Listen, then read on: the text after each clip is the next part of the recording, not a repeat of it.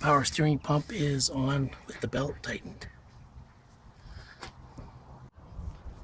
These bolts for the clutch fan are a bit harder to get on with this setup.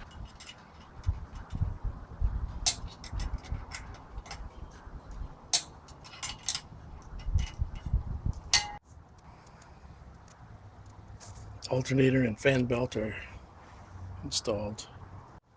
I drilled a hole to repair the shroud that directs the fan flow. What I did was I drilled a hole. These are stapled together, and then after the hole was drilled, I put in some 632 bolt and nut and tightened it. Left over from the JLS computer days back in the 80s. Lots of supplies left over.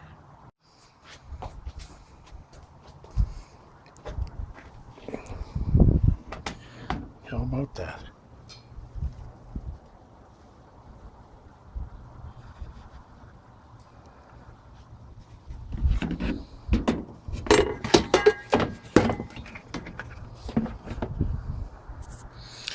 Now for the rad. Putting the rad in.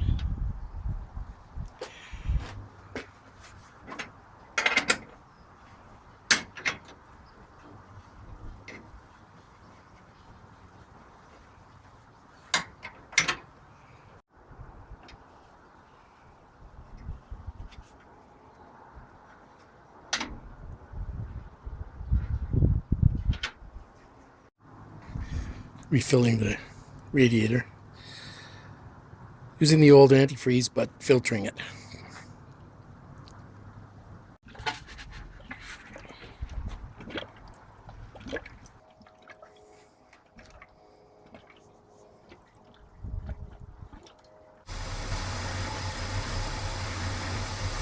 Having the SS hood makes all the difference.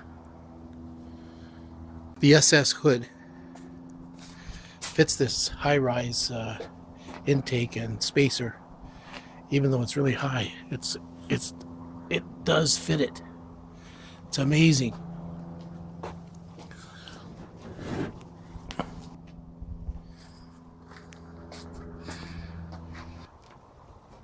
The high-rise spacer and the Holley 4010 carburetor to fit the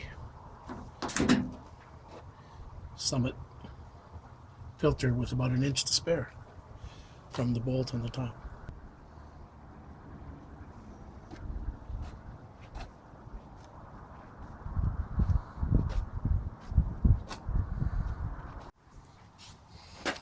Working on the dash. Getting that done, we're going to put some LEDs in instead of regular filament type bulbs. And finally figuring out this problem where we couldn't turn the ignition off. Seemed like we got it going now. And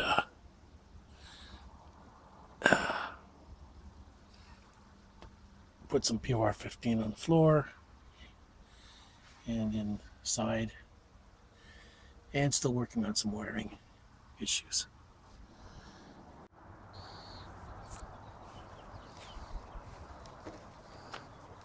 We got them raised up so when I bled the master cylinder on the already mounted to the firewall, we'd have a fairly level situation. Removed the old master cylinder, which was really for drum brakes, and it was leaking. I'm not sure what the outcome's going to be on this so far. I tried bleeding it according to their new procedure, but I'm not getting any pedal firmness, so we may need to get a helper. Also, the booster appears to be what's making the creaking, squeaking noise, and unfortunately the old master cylinder appears to have leaked fluid into the booster. So not sure how we're going to resolve that, if I've got another one or we can somehow fix this one. Anyhow, that's where we're at right at the moment. Oh, the other thing was developed a leak on the return heater hose, or one of the heater hoses, and the actually not the return, the one that goes to the core, and had to get another hose, and it wasn't easy to get that hose, if you can believe it. It seems that people aren't carrying 3/4 inch heater hose anymore in any reasonable quantities, even though I don't think an auto parts store that doesn't carry heater hose can really claim to be a genuine store anymore.